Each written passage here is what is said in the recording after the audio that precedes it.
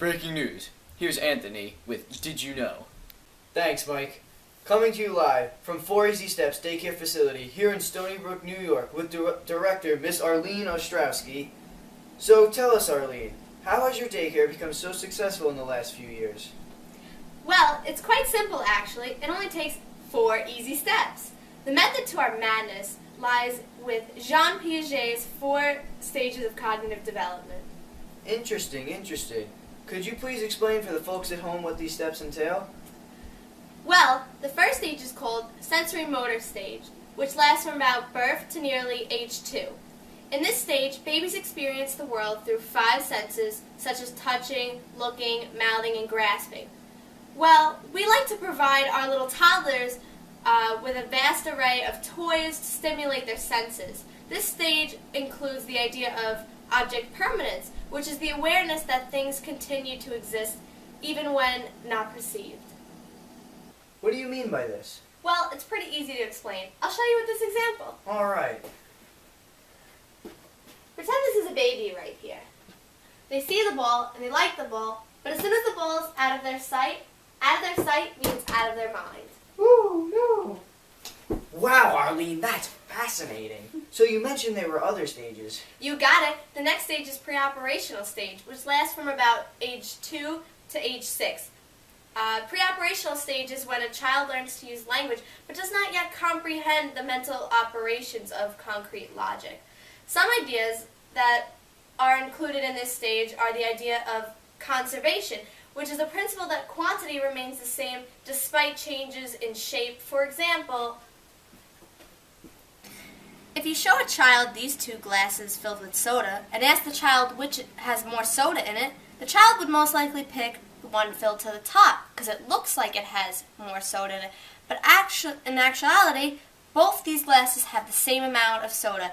Their volumes don't change even though shape does. That's very interesting stuff, Arlene. So now, do you incorporate any of Erik Erikson's, the famous psychologist, studies of psychological development in your program? Well, yes, actually. During the pre-operational stage, according to Erikson, at this age, children experience Erikson's 3rd stage called initiative versus guilt. In this stage, children, or preschoolers, learn to carry out tasks on their own.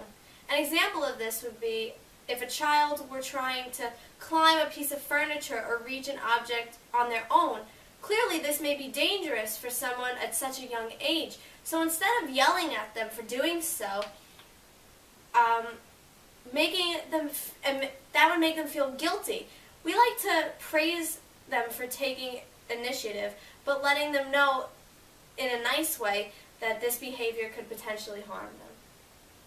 So going back to Piaget's studies, what's the next stage? No, it's got to be Piaget's way. It has to be that? Yes. Oh my goodness. All right, do you want to no start from friends. here? Because you could just crop this out. Sure. can't you? Okay. So going back to Piaget's way, what's the next stage? The 3rd stage is called concrete operational stage. This stage lasts from about 7 to 11 years of age. During this stage, children gain the mental operations that enable them to think about concrete events.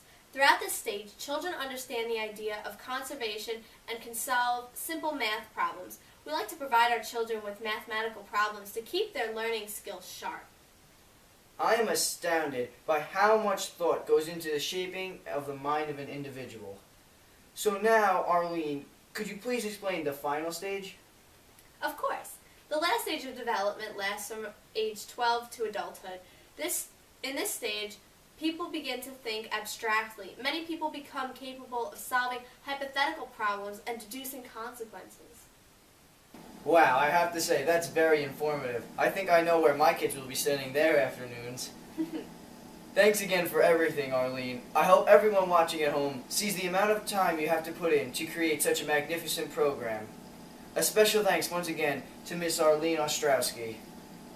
This is Anthony Ferguson saying good night. And did you know this segment is the least watched newscast in America?